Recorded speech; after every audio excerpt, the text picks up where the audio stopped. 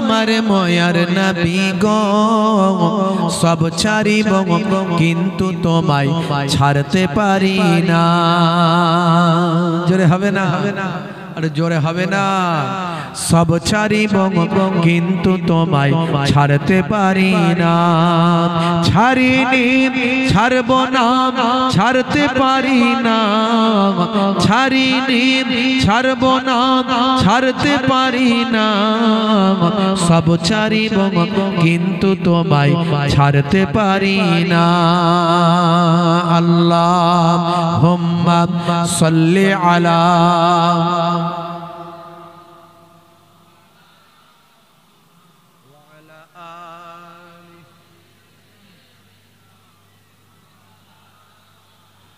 मेरा नबी सबसे बड़ा सब नबियों पर रहमतुल लिल आलमीन भेजा है परवर। जोरे हवे ना? जोरे हवे ना? मेरा नबी सबसे बड़ा सब नबियों पर रहमतुल लिल आलमीन भेजा है परवर। सब ছাড়িব কিন্তু তোমায় ছাড়তে পারি না। সব ছাড়িব কিন্তু তোমায় ছাড়তে পারি না। আল্লাহুম্মা সাল্লি আলা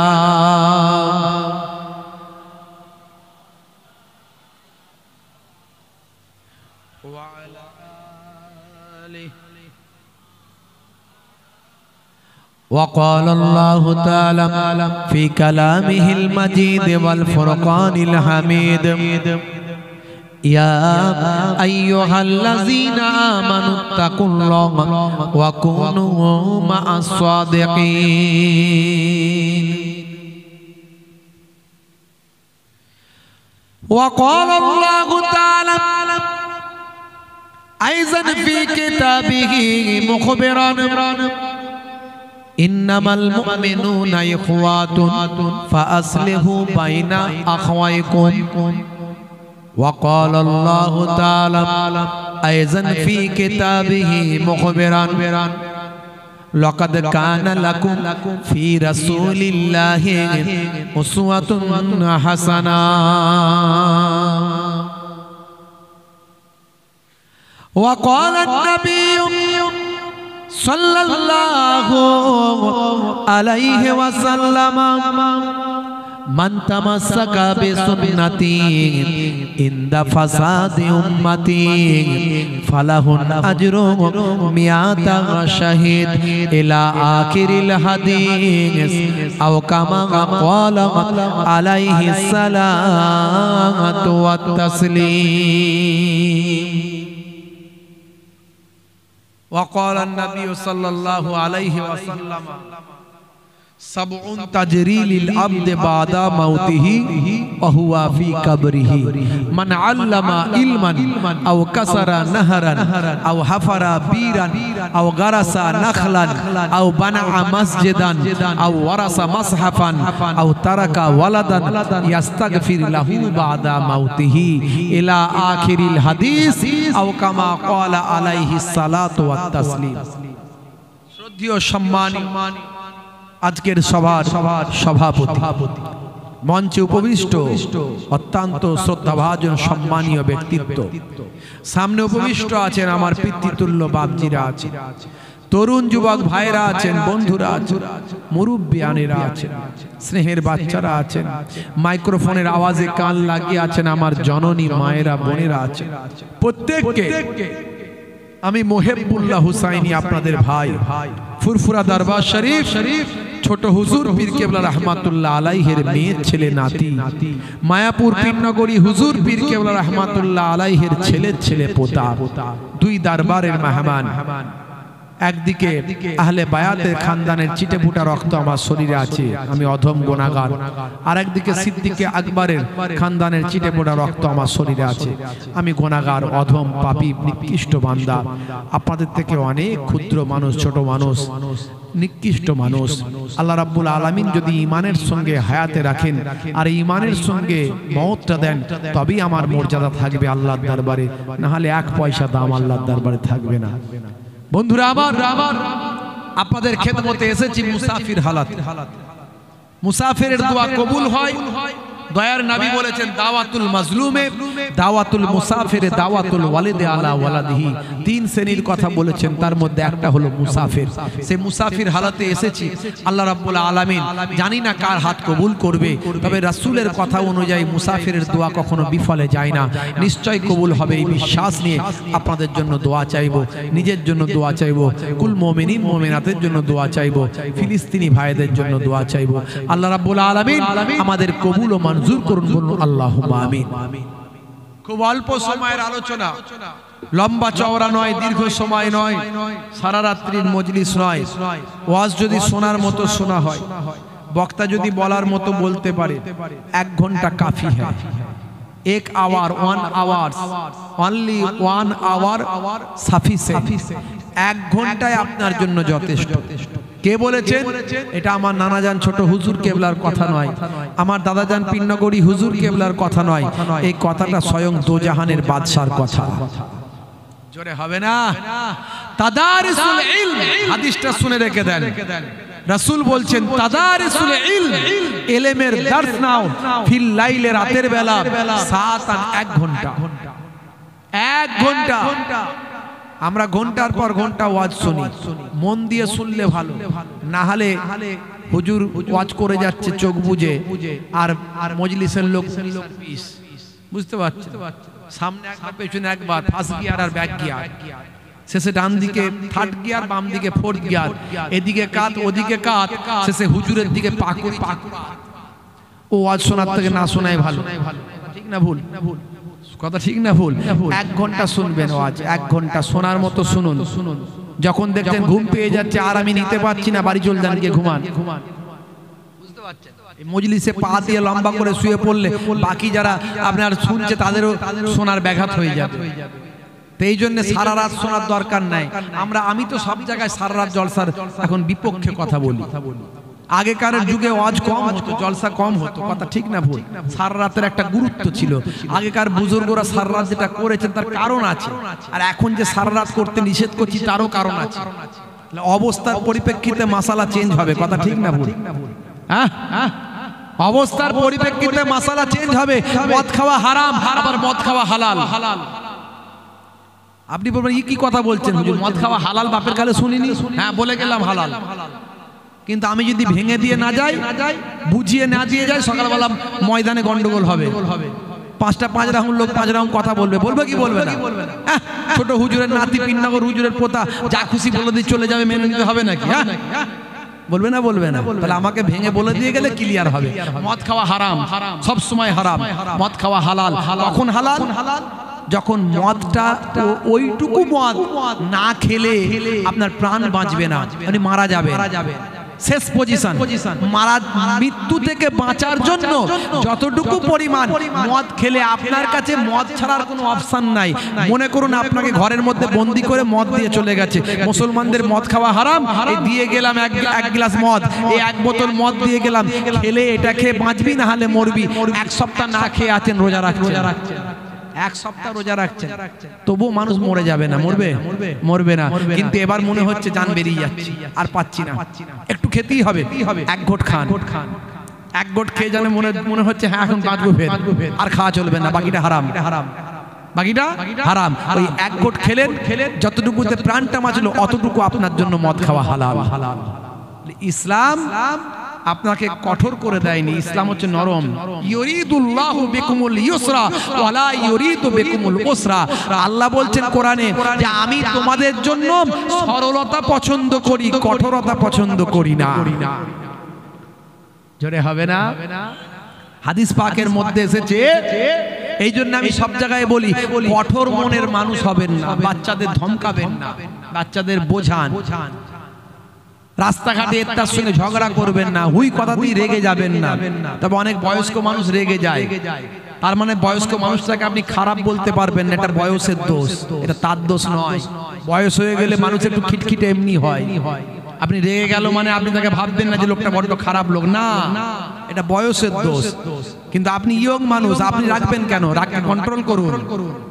হ্যাঁ, এই কঠোর হবেন কেন? হাদিসের মধ্যে এসেছে জাহান্নামার মধ্যে একটা জাহান্নামা হবে কঠোর, সেখানে কঠোর মানুষদের সেইখানে রাখা হবে।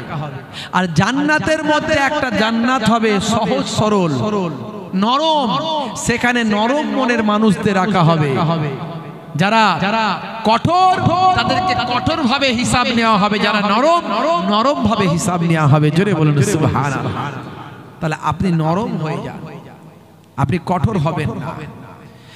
হে তরুণ যুবকেরা, হে আমার বন্ধুরা, শুনে রেখে দিন বাবা, জেনে রেখে দেন হে মুসলমান, আপনাকে আমাকে আল্লাহ পৃথিবীর জমিনে পাঠালেন, কি করতে পাঠালেন?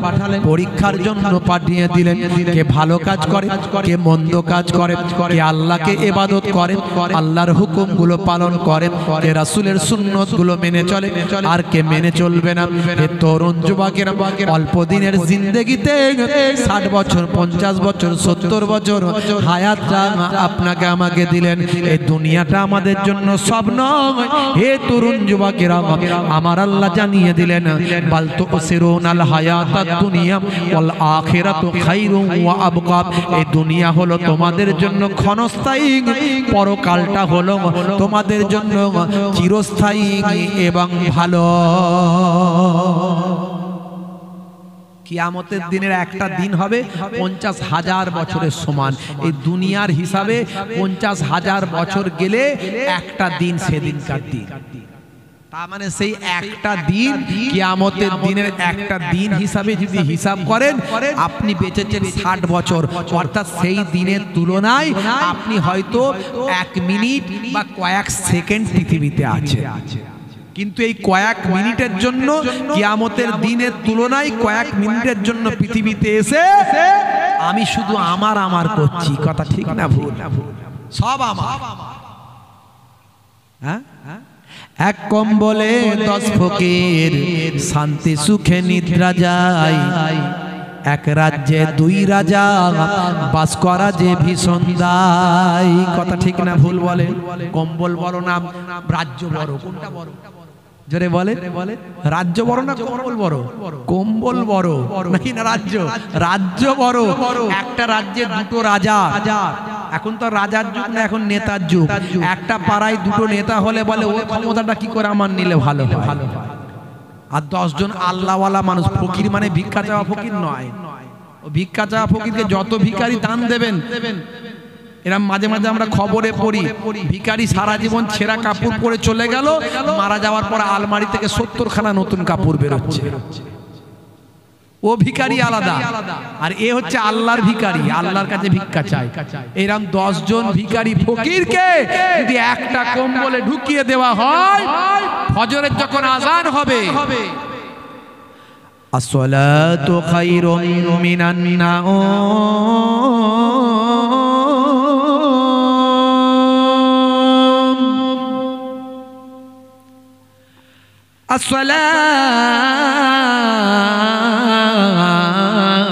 আসসালাতু খায়রুম মিনান নাওম।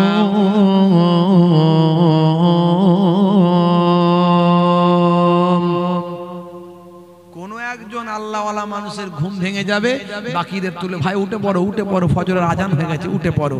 উঠি বলবে ভাই গায়ে পা লেগে যেতে পারে হয়তো ঘুমের ঘোরে, কিছু মনে করো না, মাফ করে দিও ভাই। একে অপরকে মাফ চাইবে। মনে রাখবেন, এই রকম আল্লাহওয়ালা হলে দুনিয়া, দিন দুনিয়া জাহান, বিশ্ব জাহান, দুনিয়া শান্তি পাবে। আর ওই এক কম্বলে 2 ফকির, এক রাজ্যে 2 রাজা, ওই রকম রাজা হওয়ার থেকে এরকম ফকির হওয়া 1000 গুণে ভালো। কথা ঠিক না ভুল বলেন? বন্ধুরা আমার, তরুণ যুবকেরা আমার, আল্লাহ বললেন বান্দারে, আমি তোদেরকে পরীক্ষা নেওয়ার জন্য পৃথিবীতে পাঠিয়েছি। তোদের কাছে আমি সিসি ক্যামেরা দিয়ে দিয়েছি, আমার প্রতিনিধি দিয়েছি, আমার দারোয়ান সিসি ক্যামেরা নিয়ে বসে আছে, আছে না নাই? আমার দারোয়ান সিসি ক্যামেরা নিয়ে বসে আছে। তাদের নাম কি বাবা? তাদের নাম হচ্ছে কিরামান কাতিবিন। আমার আল্লাহ কোরআন মাজিদে তাই বলেছেন, কিরামান কাতিবিন ইয়ালামুনা মা তাফআলুন, তোমরা যেটা করো কিরামান কাতিবিন, কিরামান কাতিবিন সেটা জানে। এ তরুণ যুবকেরা, হে আমার বন্ধুরা, শুনে রেখে দিন বাবা, জেনে রেখে দেন হে মুসলমান, শিখেদের দশম গুরু নাম হলো গুরু নানক জি। গুরু নানক জি মারা যাওয়ার আগে 5টা কথা বলে গিয়েছিলেন। হে তরুণ যুবকেরা, হে আমার শিষ্যরা, শুনে রেখে দাও বাবা, জেনে রেখে দাও, যতদিন পর্যন্ত এই দেশ আমাদের করতলগত না হয়, যতদিন পর্যন্ত এই দেশ আমাদের হস্তগত না হয়, কতগুলো নির্দেশ আমি তোমাদের গুরু বাবা আমার কথা মেনে চলবে। 1 নাম্বার হলো হাতের বালা খুলবে না, 2 নাম্বার হলো মাথার পাগড়ি ফেলবে না, 3 নাম্বার হলো মুখের দাড়ি কাটবে না, আর 4 নাম্বার হলো হে তরুণ যুবকেরা, যখন খেতে বসবে খাবারের প্লেটের নিচে একটা ধুত্র ঘাস দেবে, আর যখন ঘুমাতে যাবে বালিশের নিচে একটা দেবে। এই 5টা নির্দেশ তোমাদের গুরুর কথা মেনে চলবে। হে তরুণ যুবকেরা, আজকে ভারতের প্রাক্তন প্রধানমন্ত্রী মিস্টার মনমোহন সিং জীবনে যতবার আপনি তাকে দেখেছেন, পাগড়ি ছাড়া কখনো দেখেননি, মুখের দাড়ি ছাড়া কখনো দেখেননি, হাতের বালা তার পড়ে আছে, এছাড়া তিনি তো কখনো বাইরে বের হন না। মনে রাখবেন বাবা, ভারতের প্রাক্তন স্পিনার নাম হলো হরভজন সিং। হরভজন সিংকে জীবনে যতদিন আপনি কখনো দেখেছেন, মাথায় তার পাগড়ি আছে, মুখে তার দাড়ি আছে, হাতে তার বালা আছে বাবা।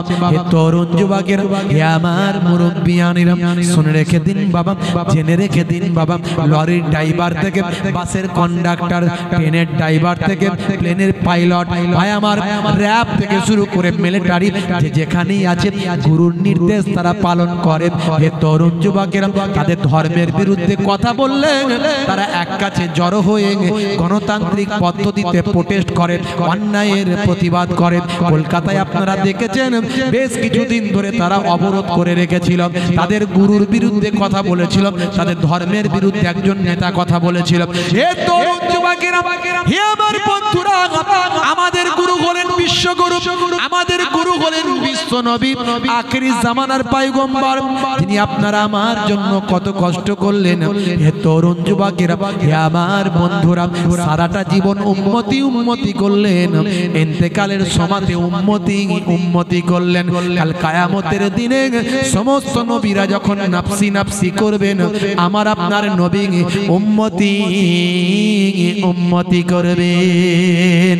সেই আখেরি জামানার পয়গম্বর নিজের দান দান মুবারক শহীদ করলেন উম্মতের জন্য, নিজের সারা শরীরে রক্ত ঝরালেন উম্মতের জন্য, শত শত সাহাবায়ে কেরাম শহীদ হয়ে গেলেন উম্মতের জন্য, অথচ সেই উম্মতে মুহাম্মাদি আজকে বেনামাজি। উম্মতে মুহাম্মাদি বেনামাজি, বেরোজাদার, দাড়িহীন, দাড়ি নাই, সুন্নত নাই, নবীর আখলাক নাই, চরিত্র নাই। উম্মতে মুহাম্মাদি চোর, উম্মতে মুহাম্মাদি ডাকাত, খুনি, জেনাখোর, ব্যভিচারখোর, পাত্তাখোর, গাঁজাখোর, সুদখোর, লটারিখোর আছে না? না। আপনাদের দিককারের মানুষ ভালো, ফুরফুরা শরীফ আমার নানা জানদের, মামা জানদের সব ভালোবাসার মানুষ, পীর ওলি আল্লাহদের ভালোবাসার মানুষ, বসিরাট হুজুরের ভালোবাসার মানুষ, ওলি আউলিয়াদের ভালোবাসার মানুষ, পীরনগরী হুজুরের ভালোবাসার মানুষ, আল্লাহর ওলিদের ভালোবাসার মানুষ। বাপেরা আমার, কাল কিয়ামতের দিনে দাদা হুজুর তখনই আপনাকে আমাকে চিনবে যখন দাদা হুজুরের কথা মেনে চলবে। নবী পাক সাল্লাল্লাহু আলাইহি সাল্লাম তখনই আপনার শাফাআত করবে যখন আমরা রাসূলের কথা মেনে চলব। মুখে ভালোবাসাটা শুধু ভালোবাসা নয়, অন্তর থেকে ভালোবাসাটা ভালোবাসা, কার্যে পরিণত করে দেখানোটা ভালোবাসা। এই জন্যই বলা হয়েছে ঈমান কাকে বলে। শুধু মুখে বিশ্বাসের নামে ঈমান নয়। আমি আল্লাহ মানি, নবী মানি, কেতাব আসমানি কেতাব মানি, সমস্ত পাইগম্বারদের মানি, মৃত্যুর পর জীবিত হওয়া মানি, কায়ামতের দিন মানি, ভাগ্যে ভালো মন্দ যা কিছু হয় মানি। শুধু মুখে স্বীকার করে নিলাম, অন্তরেও মানি না, কার্যেও প্রমাণ করে দেখাই না, এর নাম ঈমান নয়। ঈমান হলো তাসদীকুম বিল কলব, তাকরীরুম বিল লিসান ওয়া আমাল বিল আরকান। মুখে স্বীকার, অন্তরে বিশ্বাস আর কার্যে পরিণত করার নাম হলো ঈমানদার। বুকে হাত দিয়ে বলুন তো কতটা ঈমানদার হয়েছি? যদি হতাম তাহলে আজকে সমাজের এই অবস্থা হতো, পাড়ায় পাড়ায় এই অবস্থা হতো, গ্রামে গ্রামে অবস্থা হতো। বুকে হাত দিয়ে চিন্তা করুন। মুসলিম তুমি নামে হলে আজ কামে হলে না ভাই। মুসলিম দেখো অপরাধে লিপ্ত কেন হয়। মুসলিম তুমি কোরআন হাদিস পড়তে জানো না। মুসলিম তুমি মসজিদেতে নামাজে এলে না। মুসলিম তুমি নামে হলে আজ মুসলিম তুমি নামে মুসলিম এলে ন্যায়ের পথে সমাজে বদলাবে রে, সমাজে বদলাবে। মুসলিম তুমি নামে হলে আজ কামে হলে না ভাই। মুসলিম দেখো অপরাধে লিপ্ত কেন হয়। বমে বারুদে নেশার থালায় হবে না কারো সাথী, বমে বারুদে নেশার থালায় হবে না কারো সাথী। সালাউদ্দিন আর পাগলের তুমি যে উত্তরসূরি। ব্যঙ্গ কার্টুনে ব্যঙ্গ সিনেমায় নবীর সম্মান কমে না। ব্যঙ্গ কার্টুনে ব্যঙ্গ সিনেমায় নবীর সম্মান কমে না। গুগল সার্চে সেরা মনীষী খুঁজে দেখো না। গুগল সার্চ করুন না, পৃথিবীর সেরা শ্রেষ্ঠ মহামানব কে, who is the greatest person in the world. গুগলে আপনি গিয়ে লিখুন। এখন তো গুগল নির্ভর মানুষ, মানুষ এখন আর ডিকশনারি খোলার প্রয়োজন হয় না, লোগাত খোলার আর প্রয়োজন হয় না, লোগাতে কাদিম লোগাতে জাদিদ এসব খোলার আর প্রয়োজন হয় না। এখন আমরা গুগলে সার্চ দিলেই সব পাই। কি আরবি, কি বাংলা, কি ইতিহাস, কি ভূগোল, কি হিস্ট্রি, কি ফিজিক্স, কি কেমিস্ট্রি, কি বায়োলজি, কি ইকোনমিক্স, কি ম্যাথামেটিক্স, কি চাই সব গুগলে পায়। তো সেই গুগলে আপনি লিখে দিন একটু যে পৃথিবীর শ্রেষ্ঠ মহামানব কে, গুগল আপনাকে আনসার দেবে greatest person in the world of prophet মুহাম্মাদুর রাসূলুল্লাহ। জোরে হবে না? আজকে পৃথিবী বিখ্যাত বিখ্যাত অথার পণ্ডিতেরা তারা নবী চিনল, আমরা চিনলাম না, আমরা চিনলাম না।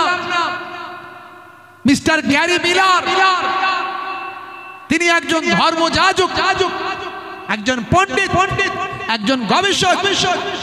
তিনি ইসলামকে ধ্বংস করার জন্য, মুসলমানদের বারবারন্তকে বন্ধ করার জন্য, ইসলামের গ্রোথকে ডেভেলপমেন্টকে ব্রেক করার জন্য তিনি কোরআন অধ্যয়ন শুরু করলেন। যে কোরআন থেকে ভুল খুঁজে বের করব। কোরআনের ভুল খুঁজতে গিয়ে দেখেন হায় রে হায়, আমি তো একজন খ্রিস্টান, আমি ঈসা, মুসলমানরা বলে ঈসা, আমরা বলি যিশু, খ্রিস্টানরা বলে যিশু, মুসলমানরা বলে ঈসা। মুসলমানরা বলে মোজেস, খ্রিস্টানরা বলে মুসা। ভাই আমার, অমুসলিমরা বলে মুসা। ভাইরা আমার, আমরা মুসলমানরা বলি দাউদ, তারা বলে ডেভিড, বুঝতে পারছি। আমরা বলি ইব্রাহিম, তারা বলে আব্রাহাম। আমরা বলি আদম, তারা বলে অ্যাডাম। আমরা বলি ভাই আমার হাওয়া, তারা বলে ঈভ। এই রকম নাম, আসলে সব এক। ইব্রাহিম নবীর আগে পর্যন্ত পৃথিবীর বুকে আর অন্য কোনো ধর্ম ছিল না। এই যে দেখছেন না ইহুদি, নাসারা এসব আছে, এসব ছিল না। ইব্রাহিম নবীর পর থেকে ইব্রাহিম নবীর সন্তান একদিকে হলো ইসমাইল নবী, আর একদিকে ইসহাক নবী। ইসহাক নবীর সন্তান হযরতে আইয়ুব নবী, হযরতে ইয়াকুব নবী। এই ইয়াকুব নবীর ভাই আমার আরেকটা নাম হলো ইসরাইল। এই ইসরাইল নাম অনুযায়ী আজকের ইসরাইল তৈরি হয়েছে। বুঝতে পারছেন?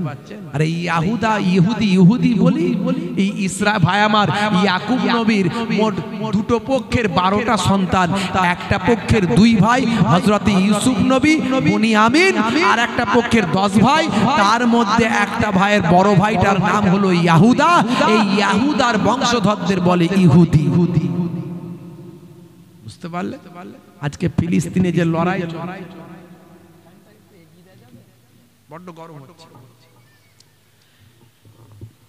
এই আজকে ফিলিস্তিনে লড়াই হচ্ছে, আপনারা দেখেছেন কিছু কম বেশি প্রায় 34,000 নিরীহ নির্যাতিত নিষ্পেষিত মানুষকে তারা শহীদ করে দিয়েছে। জালেম ইসরাইল শহীদ করে দিয়েছে। কিছু কম বেশি 70 থেকে 80,000 মানুষ আহত অবস্থায় পড়ে আছে বিনা ট্রিটমেন্টে। হসপিটালগুলো সব ভেঙে দেওয়া হয়েছে, বোমা ফেলে গুড়িয়ে দেওয়া হয়েছে। শুধু তাই নয়, লক্ষ লক্ষ মানুষ আজকে বাস্তুহারা, তারা আজকে ভাই আমার শরণার্থী শিবিরে আছে, তারপরেও তারা নিরাপদ নয়। এই কঠিন পরিস্থিতি চলছে। আপনারা দেখেছেন ঈদের দিনে ফিলিস্তিনের গ্র্যান্ড মুফতি, ফিলিস্তিনের গ্র্যান্ড ইমাম, প্রধান ইমাম, যেমন আমাদের দিল্লির জামে মসজিদের ইমামকে প্রধান ইমাম ধরা হয়, ভাই আমার ফিলিস্তিনের গ্র্যান্ড ইমাম তিনি ঈদের নামাজে ভাই আমার ধ্বংসস্তূপের উপরে ঈদের নামাজ পড়েছেন এবং মানুষজনদের নিয়ে ঈদের নামাজ পড়িয়েছেন আল্লাহকে ভরসা রেখে। হতে পারে ঈদের নামাজ পড়ছি, বোমা পড়লো, আমরা শহীদ হয়ে যেতে পারি। এই অবস্থায় 3টে কথা বলেছেন। বক্তৃতায় অনেক কথা বলা হয়, কিন্তু তিনি 3টে কথা বলেছেন। 3টে কথা হৃদয় বিদারক কথা, সারা পৃথিবীতে ভাইরাল হয়েছে। মানুষ তার 3টে কথা শুনে কেঁদেছে। কি কথা বলেছেন জানেন? তিনি বলেছেন আজকের দিনে আমি কি আর ভাষণ দেব, কি আর খুতবা দেব। খুতবা মানে হলো বক্তব্য। আমি কি আর বক্তব্য দেব যেখানে 30,000-এরও বেশি মানুষ শহীদ হয়ে গেল, 70,000-এরও বেশি মানুষ আহত হলো, লক্ষ লক্ষ মানুষ যেখানে বাস্তুহারা হলো। এরপরেও বিশ্ব বিবেক যেখানে জাগ্রত হয়নি, বিশ্বের মানুষ যেখানে জাগ্রত হয়নি, বিশ্বের মুসলমানরা যেখানে জাগ্রত হয়নি, আমি অল্প কিছু সময় বক্তব্য দিয়ে কি তাদের আর জাগাতে পারবো? আমি পারবো না। আসুন আমরা আর বক্তব্য দেওয়ার দরকার নাই, লাইন সোজা করুন, কাতার সোজা করুন, নামাজ শুরু হবে। এইটুকু বক্তব্য দিয়েছে, হৃদয় বিদারক বক্তব্য। ঈদের দিনে আপনারা দেখেছেন ফিলিস্তিনের সর্বোচ্চ নেতা, স্বাধীনতা সংগ্রামী, স্বাধীনতা কামী নেতা, গাজার যারা ক্ষমতাশীল নেতৃত্ব যারা ছিলেন, তাদের সর্বোচ্চ নেতা হলো ইসমাইল হানিয়া। এই ইসমাইল হানিয়া তিনি এখন নির্বাসনে আছেন, তিনি এখন হিজরতের মধ্যে অন্য দেশে আছেন। ভাই আমার সেখান থেকে যুদ্ধ পরিচালনা করছেন। তার সন্তানেরা সেই দেশে ছিলেন, ফিলিস্তিনে ছিলেন, তারাও শরণার্থী। এক শরণার্থী শিবির থেকে অন্য শরণার্থী শিবিরে নিজের আত্মীয়দের কাছে গিয়েছিলেন গাড়ি চড়ে। ভাই আমার নিজের সন্তান সন্ততি, বাচ্চা কাচ্চা, নাতি পোতা, ছোট ছোট বাচ্চা, 3 জন সন্তান ইসমাইল হানিয়ার, 3 জন সন্তান, তার সন্তানদেরকে বাচ্চা কাচ্চাদেরকে নিয়ে অন্য শরণার্থী শিবিরে ঈদের দিনে দেখা করতে গিয়েছিলেন। এই খবরটা জালেম ইসরায়েলের কানে পৌঁছে গেল। মোসাদের গোয়েন্দা দপ্তর ইনফরমেশন দিয়ে দিল। এমন সময় সেই গাড়িটাকে লক্ষ্য করে বোমা ফেলা হলো। ইসমাইল হানিয়া ভাই আমার গাজার সর্বোচ্চ নেতার কলিজার টুকরা 3 জন সন্তান সহ নাতি নাতনি করে প্রায় 8 থেকে 10 জন সবাই স্পটে শহীদ হয়ে গেলেন। দেখেছেন আপনারা এই খবর ভাইরাল। ইসমাইল হানিয়ার কাছে যখন খবর গেল, ইসমাইল হানিয়া খবরটা দেখে তিনি চোখ দিয়ে পানি তার ঝরাননি, তিনি কাঁদেননি।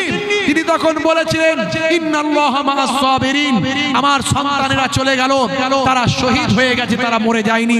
এই রকম এই গাজার বুকে, ফিলিস্তিনের বুকে লাখো লাখো সন্তান তারা শহীদ হয়ে গেছে ইতিপূর্বে, আজও শহীদ হচ্ছে।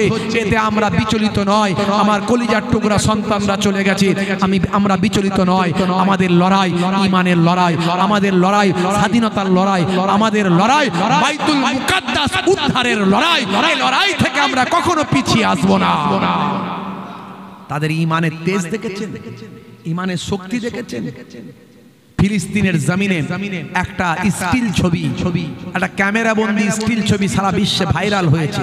আপনারা দেখেছেন ধ্বংসস্তূপের ভিতর থেকে একজন মানুষের হাতটা বেরিয়ে আছে, সেই হাতের ভিতরে হাতটা মুঠো করে আছে, আর হাতের ভিতর থেকে একটা চারা গাছ বেরিয়ে আছে। দেখেছেন কেউ কেউ? সোশ্যাল মিডিয়া যারা চালান একটু দেখেছেন, জানি না দেখেছেন কিনা। এই ভিডিওটা, এই ছবিটা, স্টিল ছবিটা ভাইরাল হয়েছে। তার কারণ কি জানেন? কারণটা হলো, হে তরুণ যুবকেরা, বিশেষজ্ঞরা কি বলছে শুনুন ভাইরা আমার। যখন তিনি মারা গিয়েছিলেন, ওই মানুষটার হাতটা যার বেরিয়ে আছে, তিনি যখন মারা গিয়েছিলেন সেই অবস্থায় আজ থেকে কিছু কম বেশি বিশেষজ্ঞরা বলছেন 3 মাস আগে তিনি মারা গিয়েছিলেন। 3 মাস আগে যখন তিনি বাড়ির মধ্যে ছিলেন, একটা খেজুর খাবেন বলে হাতে নিয়েছিলেন। এই অবস্থায় ইসরাইল জালেম, ইসরাইল বোমা ফেলেছিল। সেই বোমাতে ঘর বাড়িটা ধ্বংস হয়ে গিয়েছিল। ধ্বংসস্তূপের তলায় তিনি চাপা পড়ে মারা গিয়েছিলেন। হাতের খেজুরটা তিনি ছাড়েননি, হাতের খেজুরটা নিয়ে তিনি মারা গিয়েছিলেন। ভাগ্যক্রমে হাতটা মাটি থেকে, ধ্বংসস্তূপের থেকে বাইরে বেরিয়েছিল। ওই হাতটা বেরিয়ে তিনি মাটির চাপার তলায়, মাটির তলায়, ভাই আমার ধ্বংসস্তূপের তলায় 3 মাস ধরে পড়ে আছেন। হাতে ছিল খেজুর, খেজুরটা 3 মাস ধরে থাকার কারণে আল্লাহর কুদরতি ক্ষমতায় চারা গাছে পরিণত হয়েছে। এই চারা গাছে পরিণত হতে বিশেষজ্ঞরা বলছেন কিছু কম বেশি 3 মাস সময় লাগে, অথচ তার হাতটা ওই অবস্থায় ধরে আছেন। 3 মাস ধরে শরীরটা এইভাবে বেরিয়ে আছে। বিশেষজ্ঞরা বলছেন ওই মানুষটা শহীদ, শহীদদের লাশ পচে না, গলে না, ঝরে না।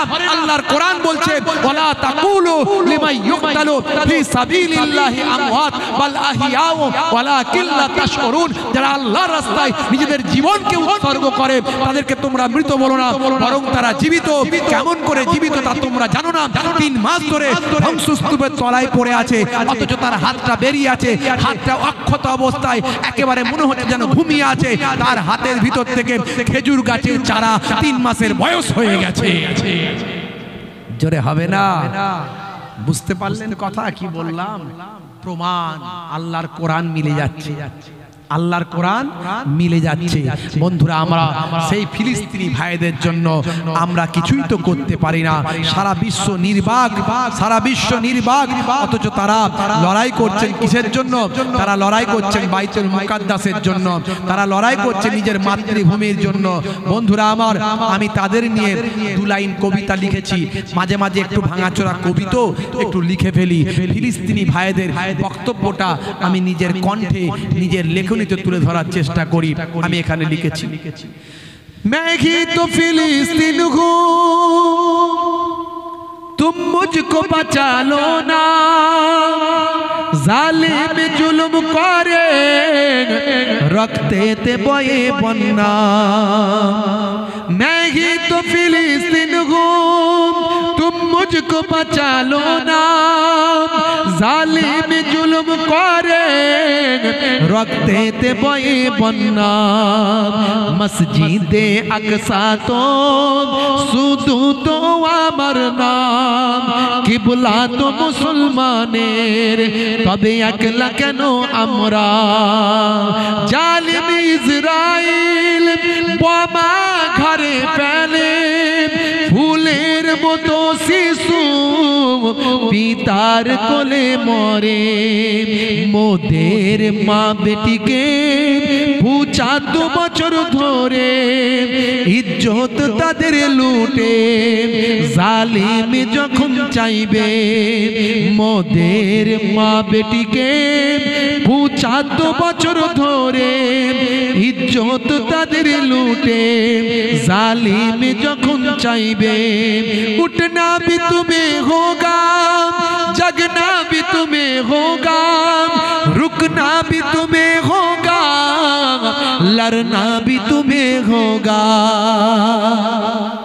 জোরে হবে না? জোরে হবে না?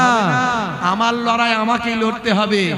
মনে করলে হবে না আমার লড়াই মনে হয় রাশিয়ার পুতিন এসে লড়াই করবে, চীনের প্রেসিডেন্ট এসে লড়াই করবে। অত সহজ নয়। দেখছেন না, সব তাকিয়ে তাকিয়ে দেখছি, কেউ ইসরায়েলকে বাধা দিচ্ছে না। একটা বোমা ইসরায়েলের ওপরে ফেলছে না। ইসরায়েল নির্বিচারে নিরীহ অসহায় মানুষগুলোকে সব শহীদ করে দিচ্ছে। অথচ এর ইতিহাস আমি আমার এখানে তুলে ধরেছি।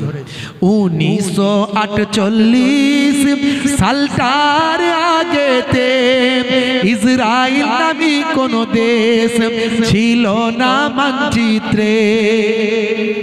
ওটাকে একজন কিছু দিয়ে ধরে বাইরে ফেলে দিন, তাহলে সবাইয়ের দিকেই তো যাবে। ও ছোট পোকা একটা ধরে বাইরে ফেলে দিন। আমার দিকে শোনো। 1948 সালটার আগেতে ইসরায়েল নামী কোন দেশ ছিল না মানচিত্রে। জার্মানি নাৎসিদের কাছে ইহুদিরা মার খেয়ে আসে সরল ফিলিস্তিনে।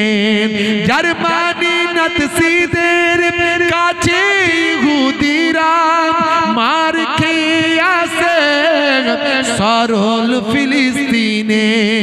मस्जिदे अक्सा को कब्जा भी वही ने क्या, मस्जिदे अक्सा को कब्जा भी वही ने क्या, फिलिस्तीनी को कब्जा भी वही ने क्या। मैं ही तो फिलिस्तीन हूँ, तुम मुझको बचा लो ना, जालिम जुल्म करे रखते थे बये बनना। उठना भी तुम्हें होगा, जगना भी तुम्हें होगा, लड़ना भी तुम्हें होगा, रुकना भी तुम्हें होगा। जोरे হবে না, जोरे হবে না। আমার লড়াই আমাকে লড়তে হবে। তবে হ্যাঁ, তাদের ঈমানের তেজ, ঈমানের শক্তি এত বেশি, এত বেশি। আজকে প্রায় 6 মাস লড়াই করার পরেও হামাসকে ধ্বংস করতে পারেনি। তারা ভেবেছিল কয়েকদিনে ধ্বংস করে দেব, পারেনি। তারা নিরীহ মানুষদেরকে শহীদ করেছে। এখন তারা বুঝতে পারছে যে ফিলিস্তিনি মুসলমানদের ঈমানের শক্তি অনেক।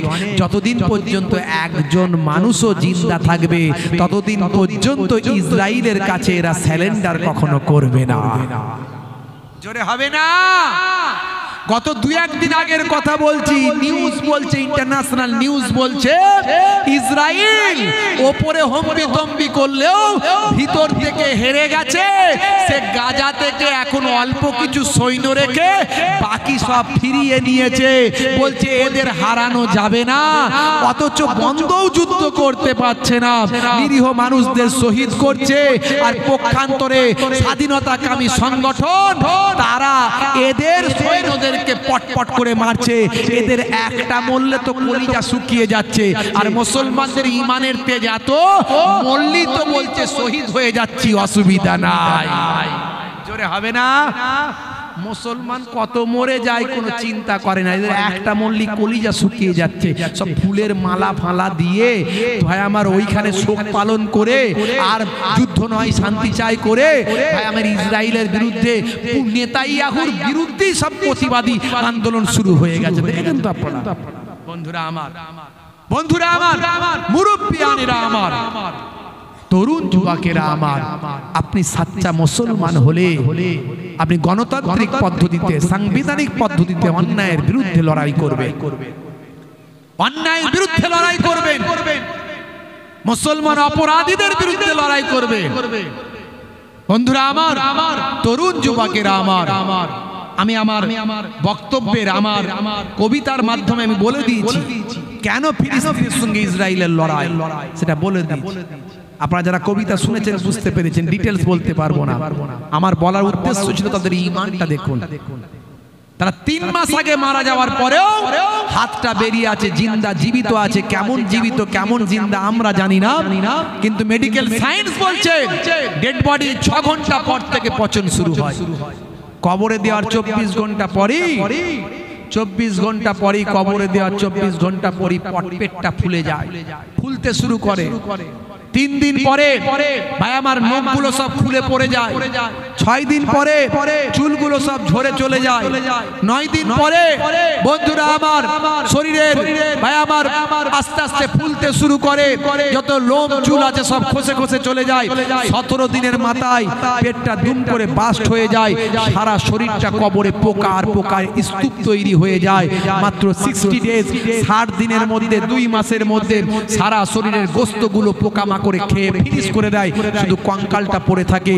আর মাত্র ভাই আমার 1 বছর 365 দিনের মধ্যে কঙ্কালের হাড় হাড্ডি পর্যন্ত থাকে না, থাকলে হলো থাকে যেটা সেটা হলো না ভাই আমার শরীরের জ্বর, মূল যেটা হলো নাভি, পারলে ওই নাভিটা শুধু পড়ে থাকে। কাল কিয়ামতের দিনে ওই নাভি থেকে আবার শরীর তৈরি করা হবে।